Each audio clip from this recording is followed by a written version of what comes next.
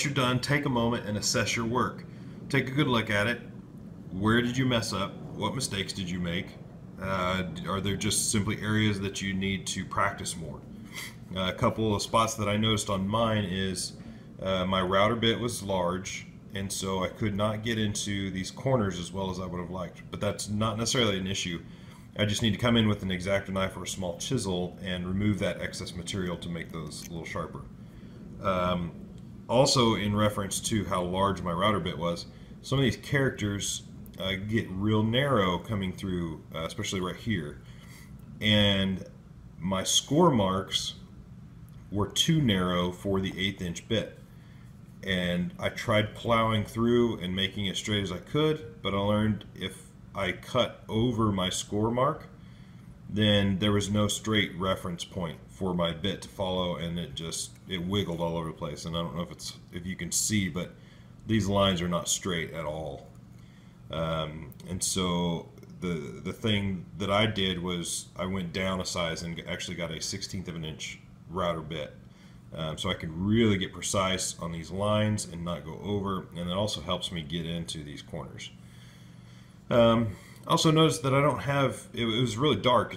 I'm in a garage and I don't have a whole lot of light, and so it was difficult to see, which made this process even more difficult to stay on these sharp lines. So adding light will definitely help.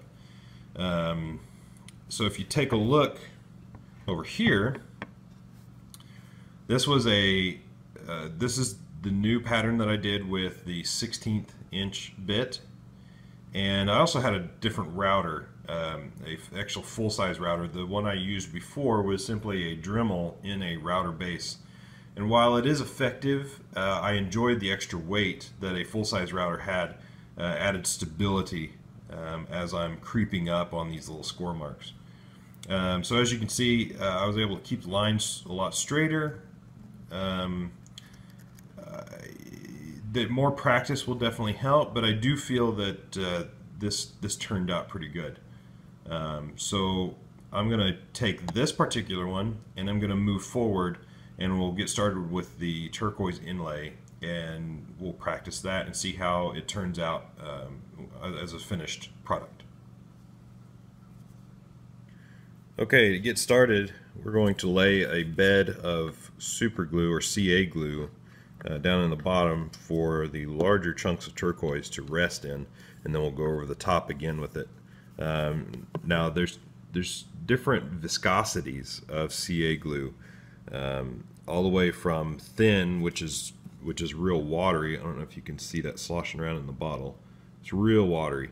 All the way up, they have a medium, a thick, and then up to a gel, which obviously will not run on you as much. I'm going to start with a thick. I think the thicker viscosity will have a little more holding power for the larger chunks, and then we'll go into the thin later on, and you'll see what purpose that has.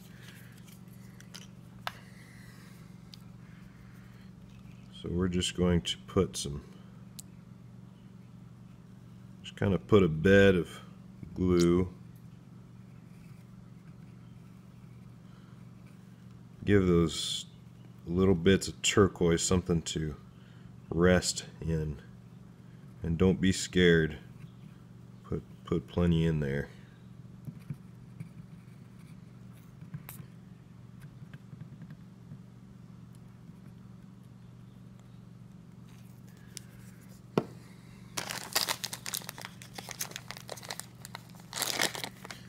Alright, we'll take some of our turquoise.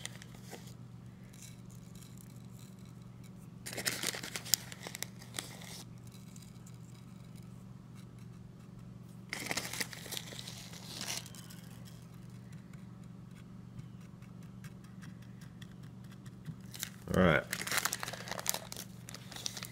The main goal is to get as many large pieces down in there and settled in that CA glue. Make sure they're packed down as tight as possible. Now you're not going to fill every groove because these are so large, but what we're going to do is fill as many as we can with the larger stones, larger pieces, and then we'll go behind it and we'll actually crush this into a powder. and then fill in every little nook and cranny with the powder.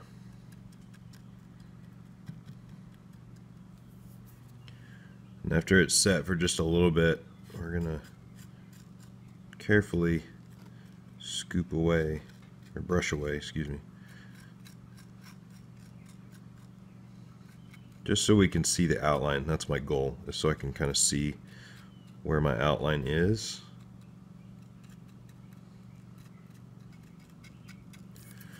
So you can kind of get a rough idea.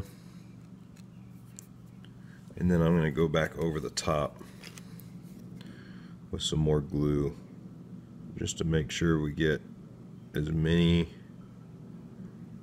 larger pieces in there as possible.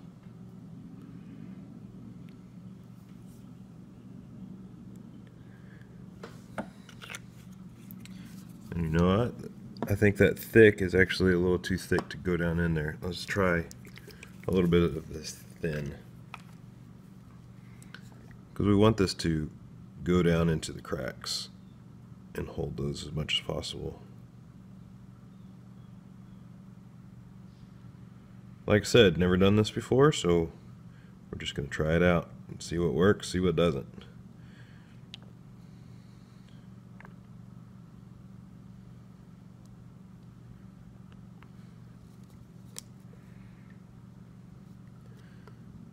So you can see that thin really soaks in.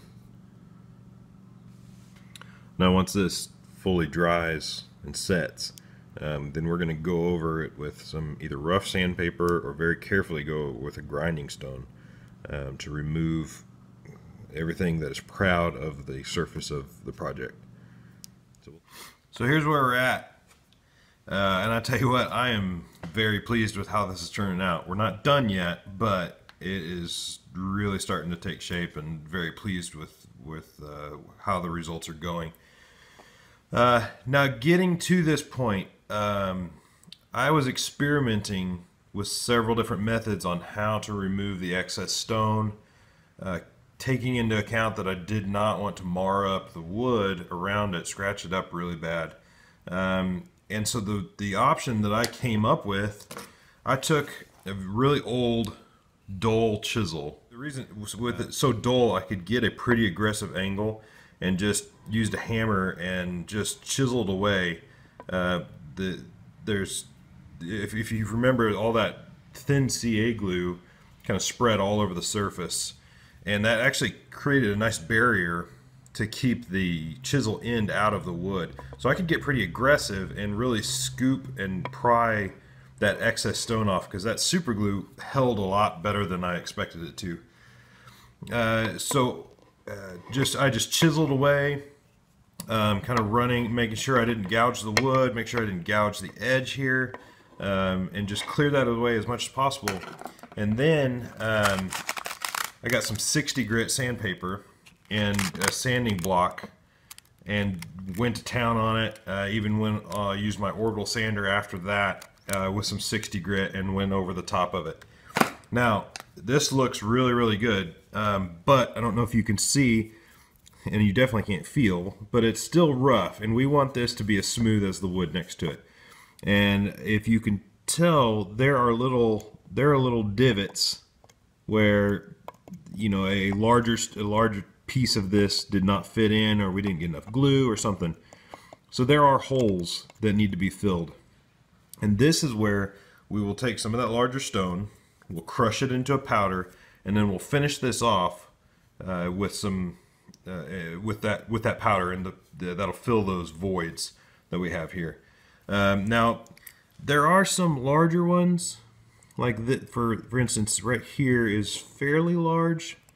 You could go in and put some more larger pieces in there, wait for it to dry, sand it down again, get it flush, and then go ahead with the powder.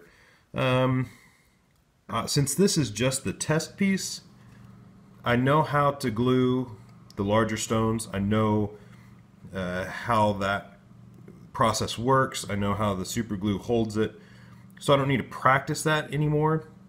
So now I'm just going to go ahead and move on to the powder, and filling the voids with the powder.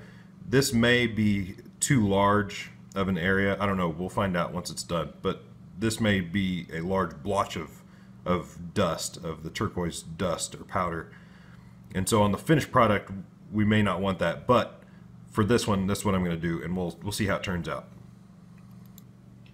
Alright, so I've got a little bit of this turquoise that I've crushed down, and it crushes pretty easily.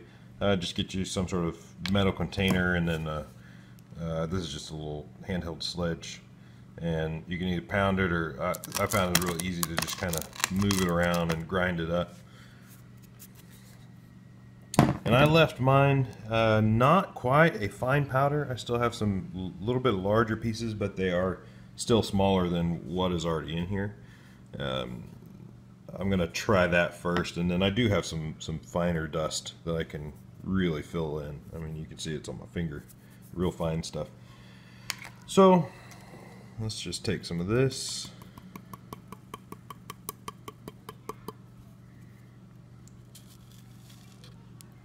And we're going to start out with just putting the dry stuff in there, filling in all our cracks and nooks and crannies.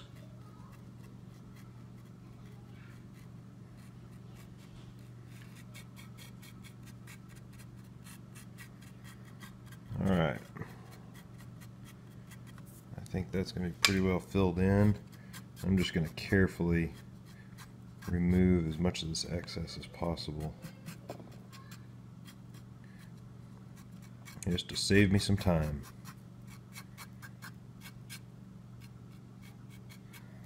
And don't worry if you brush away a little too much or something and you get done, you find out you still got more holes or voids to fill, you can always come back and do this again. Then we'll take some more of our thin CA glue and just seal that fine stuff in.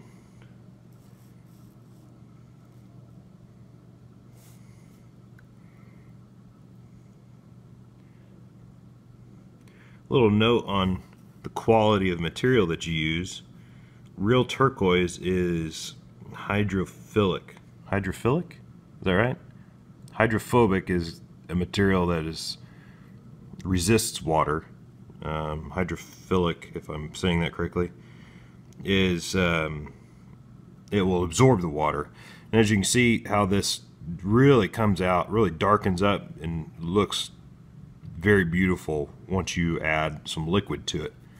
Some of the man-made material stuff that you get may not do that. I don't know, but the supplier I got this from is from actually out of Arizona, where a lot of the turquoise mines are, and I've been very pleased with the product that I received.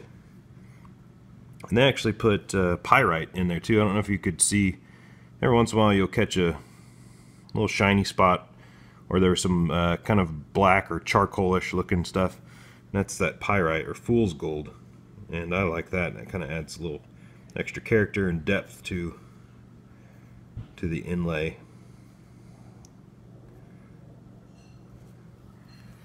Alright, that kind of gives you an idea of what it's going to look like finished, and I'm really pleased. That's looking fantastic. So we'll let that dry and set, and then we'll go over it again, sand it all out, and then show you what it's going to look like.